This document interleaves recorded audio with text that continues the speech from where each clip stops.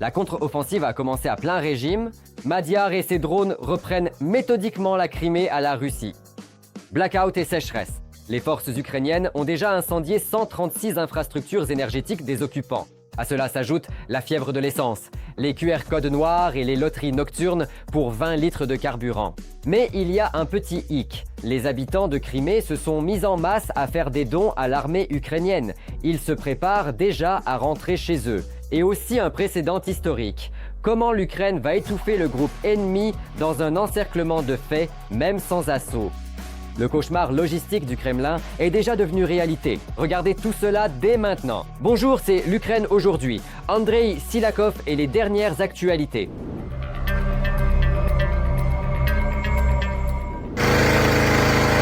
Ils ont même décidé de se faire du thé.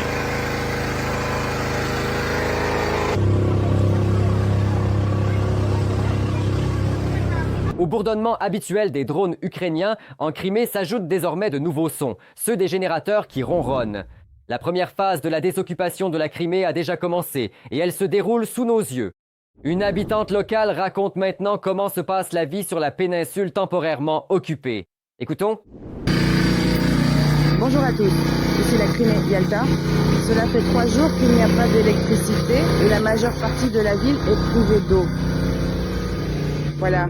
Et malheureusement, certaines personnes n'ont pas non plus de gaz. Donc, Bonjour. Bonjour. C'est pourquoi la plupart des gens ne peuvent pas se préparer à manger. Mais nous ne perdons pas courage.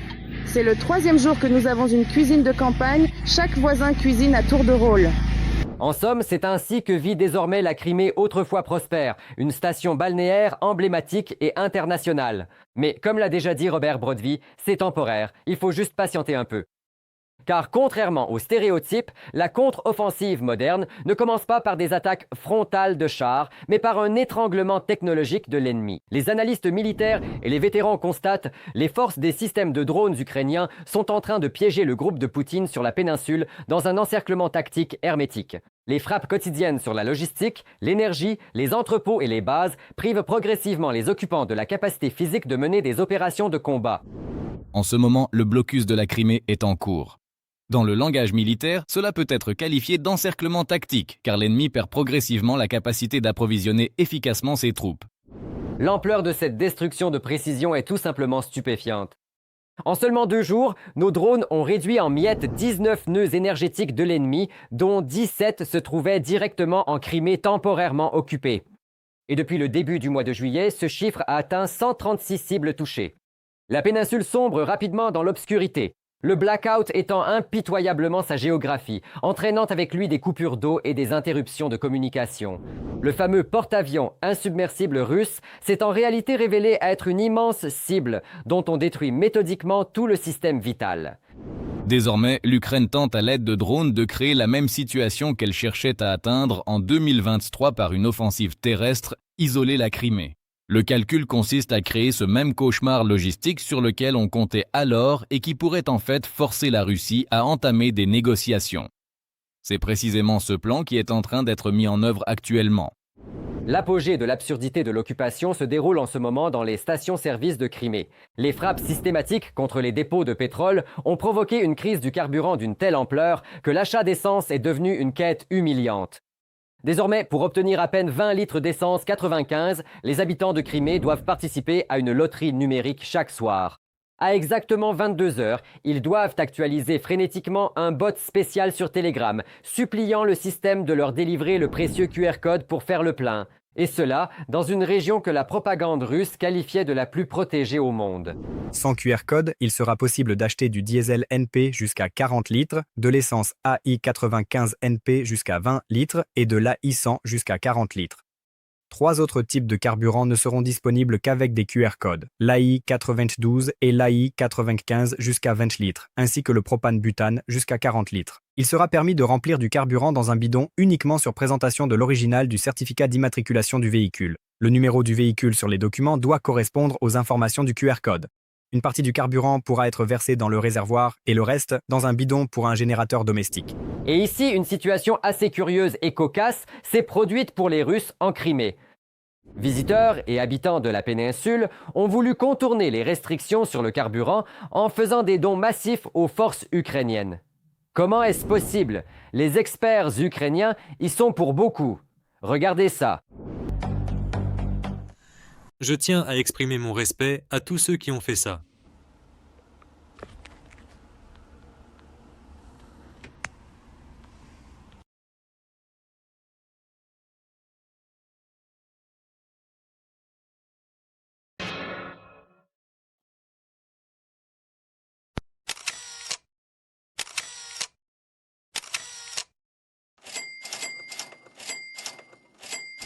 Voilà comment ça s'est passé. Et le SBU n'a pas menti. L'argent est vraiment allé à une bonne cause. Tous les donateurs et notre service de sécurité ont déjà été personnellement remerciés par les militaires ukrainiens dans leurs messages vidéo. Nous, les soldats du bataillon d'infanterie motorisée de la 110e brigade mécanisée, tenons à exprimer notre sincère gratitude au service de sécurité d'Ukraine, qui a aidé les habitants de Sébastopol à faire un don à notre unité pour l'achat de nouveaux véhicules. Nous comprenons que la Crimée souhaite rentrer à la maison le plus vite possible. C'est pourquoi, de notre côté, nous utilisons vos dons pour augmenter la mortalité des orques sur le territoire occupé. Nous tenons également à vous dire que vous n'aurez absolument pas d'essence tant que le drapeau jaune et bleu ne flottera fièrement sur toute la péninsule. C'est pourquoi nous appelons tous les habitants se trouvant sur le territoire occupé à faire des dons aux forces armées ukrainiennes. Gloire à l'Ukraine.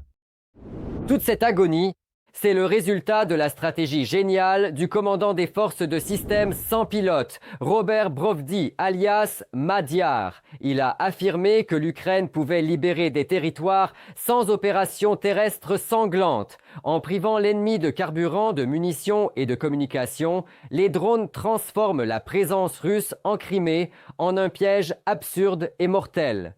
Les chars et la défense antiaérienne deviendront de la ferraille avec des réservoirs vides. Alexei Hetman a approuvé cette évaluation, notant que la contre-offensive moderne peut différer de sa définition traditionnelle. La libération de la Crimée, c'est la contre-offensive. C'est simplement que cela ne ressemble pas à l'image habituelle des opérations offensives, a souligné le major à la retraite. Oui, les experts militaires notent prudemment qu'à l'étape finale, il sera difficile de mettre un point final sans l'intervention de forces terrestres. Cependant, au moment où l'infanterie ukrainienne apparaîtra, le groupement russe ne sera plus qu'une foule affamée, privée d'électricité et totalement démoralisée, qui n'aura tout simplement plus de ressources pour une résistance organisée. Le cauchemar logistique pour les Russes a déjà commencé, et chaque jour de la contre-offensive ukrainienne ne fera que resserrer davantage ce nœud coulant autour du cou de l'occupante en Crimée. Tandis que les habitants de Crimée se battent pour de l'essence via QR code, les autorités d'occupation font déjà leurs valises. La Crimée entre dans sa phase la plus inquiétante depuis le début de la guerre. Les Gauleiters rédigent frénétiquement des ordres secrets et se préparent à l'état d'urgence. Le trophée du bunker est devenu une valise toxique sans poignée. Les occupants ne sont plus capables de porter ce désastre, mais ils ont trop peur de l'abandonner publiquement. Comment Moscou, prise de panique, élabore un plan d'évacuation et tente de fuir la péninsule, découvrez-le dans notre reportage. Crimée, à la sortie. Dans les administrations d'occupation de la péninsule, des prévisions très inquiétantes ont soudainement commencé à apparaître. Selon la résistance, les fonctionnaires de Kerch et de Féodosia ont reçu un ordre urgent, avant une certaine date, d'évacuer les documents les plus précieux, les archives et le matériel informatique. La Russie comptait rester sur la péninsule pour toujours. Alors pourquoi emballer si précipitamment des dossiers, des serveurs et du matériel de service? Le plus intéressant, c'est qu'après l'apparition de cet ordre, une véritable épidémie de maladies étranges a éclaté parmi certains fonctionnaires. Des personnes qui, encore hier, dirigeaient activement les structures d'occupation ont soudainement commencé à se mettre en arrêt maladie, à prendre des congés et à partir loin de la Crimée. Et pas n'importe où, mais en direction du kraï de Krasnodar. Tout cela rappelle fortement un scénario bien connu. D'abord, les autorités parlent d'un contrôle total, puis passent les quartiers généraux en fonctionnement 24 heures sur 24 avant d'évacuer les documents et chercher des itinéraires de repli. Ensuite, on réalise souvent que la situation n'est pas aussi stable qu'on le racontait à la télévision. Ces événements inquiètent sur fond de frappes régulières contre des sites militaires en Crimée. Il semble même que les collaborateurs locaux doutent de la défense antiaérienne russe. Après des frappes ukrainiennes sur la logistique au sud, la Russie fait face à un défi. Acheminer des cargaisons vers la péninsule occupée devient difficile et très coûteux. Selon les journalistes, le transport de marchandises vers la Crimée coûte déjà plusieurs fois plus cher que sur une distance équivalente à l'intérieur même de la Russie. Mais le pire pour les occupants, ce ne sont même pas les prix, mais l'état d'esprit des transporteurs. De plus en plus de chauffeurs refusent tout simplement de prendre les routes de Crimée. Certaines entreprises réduisent le nombre de trajets, d'autres ferment carrément cette direction. Tout le monde veut gagner de l'argent, mais de moins en moins de gens veulent être une cible sur la route. Tandis que les fonctionnaires de Crimée préparent leurs documents, les militaires russes s'entraînent soudainement à un scénario très intéressant. Selon le scénario des exercices, les militaires russes simulaient un débarquement ukrainien en Crimée. Le plan prévoyait que les forces ukrainiennes avancent simultanément via la mer Noire sur plusieurs axes, utilisant drones maritimes, aériens, armes longue portée et systèmes de reconnaissance modernes. En d'autres termes, les occupants modélisaient exactement la situation que la propagande russe jugeait jusqu'à récemment totalement irréaliste. Fait révélateur, lors de ces exercices, les états-majors russes restaient en défense, sans planifier d'offensive ni de percée vers Odessa, Mykolaïv ou l'Ouest. Ils se contentaient de bâtir des lignes défensives autour de Sébastopol, Kertch et du nord de la Crimée. Il semble qu'au Kremlin, on pense de plus en plus non pas à la manière de conquérir de nouveaux territoires, mais à celle de conserver ce qui reste encore sous contrôle. Pendant que les militaires russes repoussent sur les cartes un débarquement ukrainien, la réalité les rattrape. L'électricité disparaît. Après des frappes sur des sous-stations clés, une partie de la Crimée occupée a sombré dans le noir et des quartiers entiers se sont retrouvés sans courant. Des nœuds importants du système énergétique par lesquels passe l'alimentation d'une grande partie de la péninsule ont été touchés. En conséquence, des problèmes sont apparus simultanément dans plusieurs villes et districts. Et cela démontre une fois de plus la principale faiblesse du modèle d'occupation. La Crimée ne semble solide que tant que son infrastructure fonctionne sans interruption. Il suffit de mettre hors service quelques éléments clés et tout le système commence à dysfonctionner. Le plus intéressant, c'est que les problèmes ne se sont pas limités à l'électricité. En même temps, l'Internet a commencé à disparaître. Les habitants locaux signalent des interruptions dans le fonctionnement des services, des magasins et des points de retrait. Et tandis que le Kremlin prône l'intégration totale de la Crimée, la péninsule ressemble de plus en plus à un avant-poste isolé, vivant en urgence permanente et sous restriction. Tous les événements récents s'assemblent soudainement en un seul tableau. D'abord des frappes sur la logistique et une forte augmentation du coût du transport vers la péninsule, puis des ordres d'évacuation des documents des administrations d'occupation. Ensuite, le passage des états-majors en mode de fonctionnement renforcé et maintenant des exercices pour repousser un débarquement ukrainien. Si l'on considère tout cela séparément, on pourrait parler d'une simple coïncidence. Mais lorsque ces coïncidences deviennent trop nombreuses, elles commencent à ressembler à une préparation pour un scénario très précis. La plus grande crainte de Moscou ne porte pas seulement sur les frappes contre les sites militaires. Le Kremlin redoute surtout que la Crimée perde sa connexion avec la logistique russe et devienne une enclave isolée à défendre coûte que coûte. Et l'histoire montre que de tels territoires finissent tôt ou tard par devenir non pas un symbole de puissance, mais une source de problèmes constants. Et tandis que Moscou clame une Crimée russe pour toujours, les signes se multiplient sur la péninsule, montrant qu'elle devient pour le Kremlin une valise sans poignée. La portée est difficile. L'abandonner fait peur, mais nier l'évidence devient de plus en plus compliqué. Mais sans aucun doute, la pénurie d'essence n'a pas touché que la Crimée occupée. Selon Reuters, la production de carburant en Russie même s'est effondrée à 65% de la normale et ce déficit paralyse déjà l'armée de Poutine. Les occupants au front hurlent à cause du manque de diesel, achètent du carburant à prix d'or auprès des trafiquants et sont de plus en plus souvent obligés de se déplacer à pied. Comment nos drones ont-ils mis la machine de guerre russe au régime sec? Regardez. Les sites militaires, les entreprises stratégiques, avant tout les raffineries de pétrole et les dépôts, ainsi que les nœuds logistiques, sont les principales cibles des forces de défense ukrainiennes à l'arrière russe. L'Ukraine a appliqué avec succès des sanctions à longue portée contre des cibles importantes dans les régions de Krasnodar et de Stavropol, des centres logistiques impliqués dans l'approvisionnement de l'armée russe en composants pour drones, en équipements de navigation et en matériel, et a également frappé une nouvelle base pétrolière. Volodymyr Zelensky, président de l'Ukraine, sur Telegram.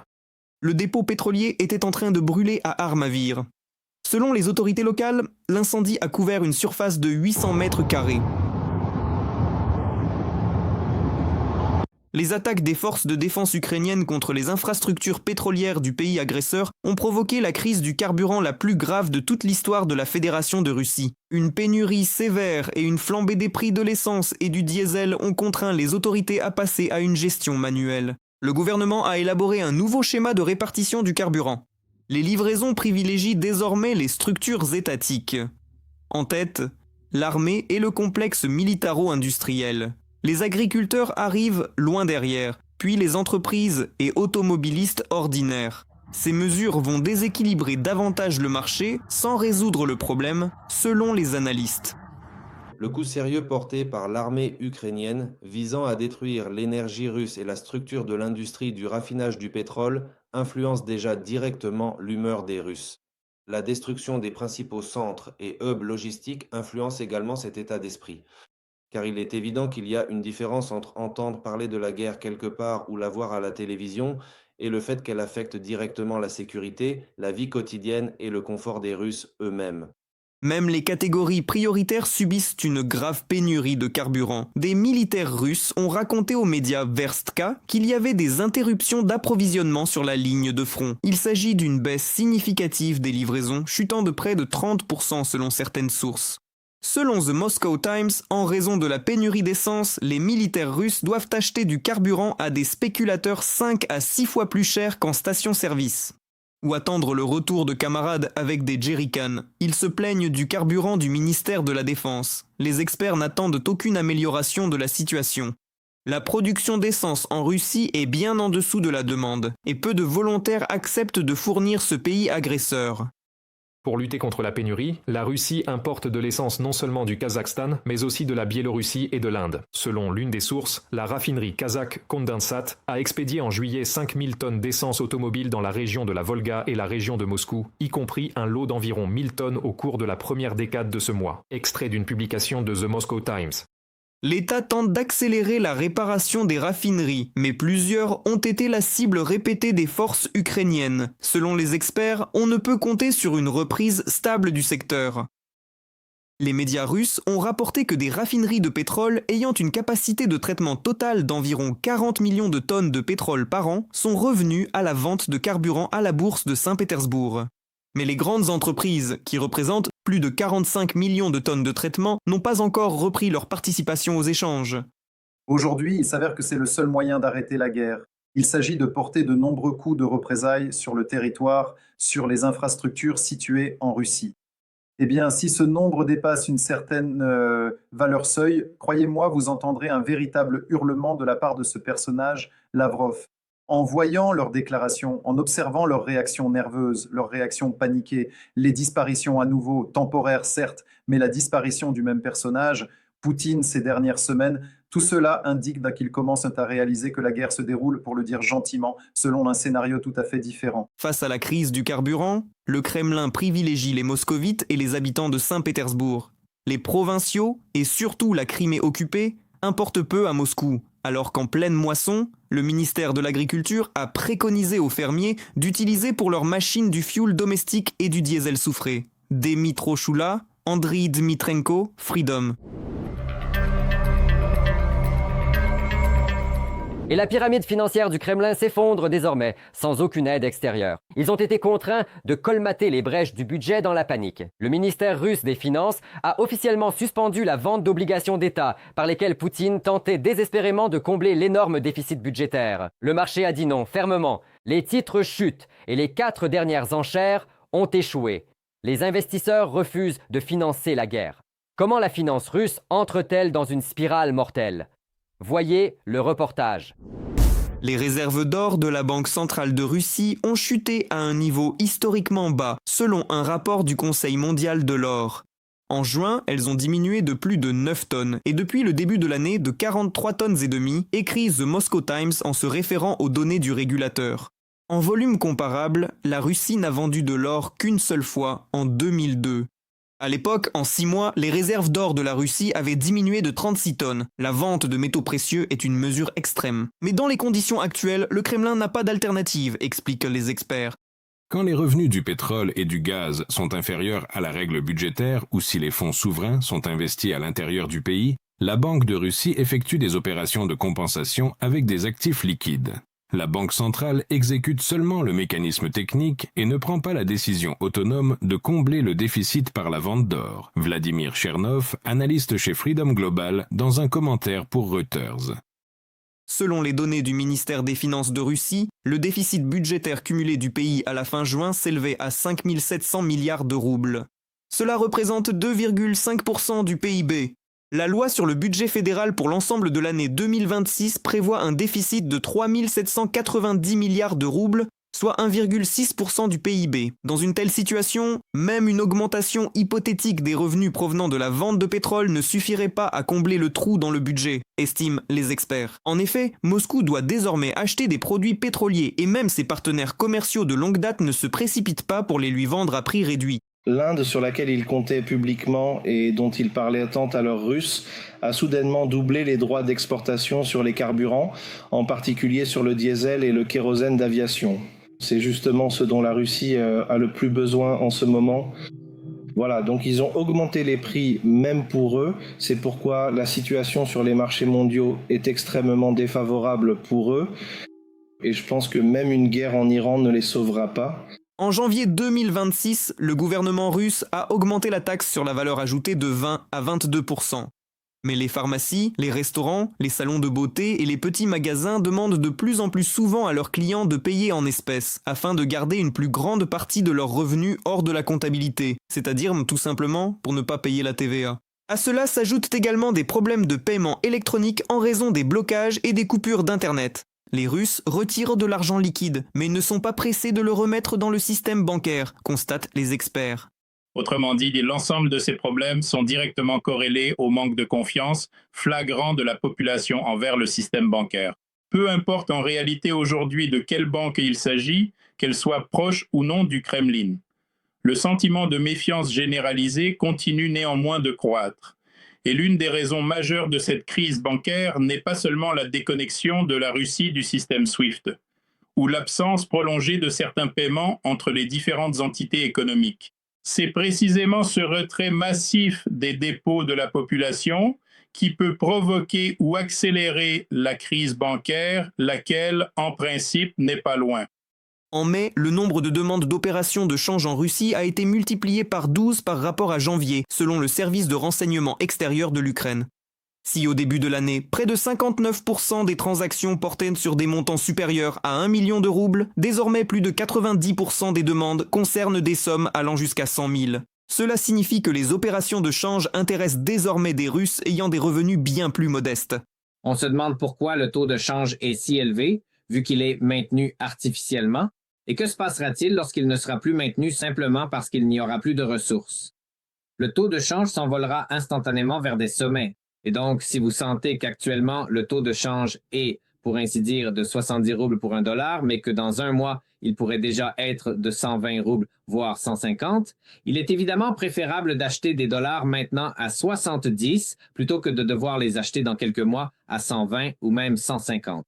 L'économie russe entre dans une nouvelle phase de crise, indique le rapport de l'Institut pour l'étude de la guerre. Pour les analystes, les signaux les plus inquiétants sont la chute de la bourse de Moscou et la détérioration du climat des affaires de la Banque centrale. Cela montre que les problèmes économiques russes vont au-delà de la crise énergétique due aux frappes ukrainiennes sur les raffineries. Andrei Dmitrienko pour Freedom.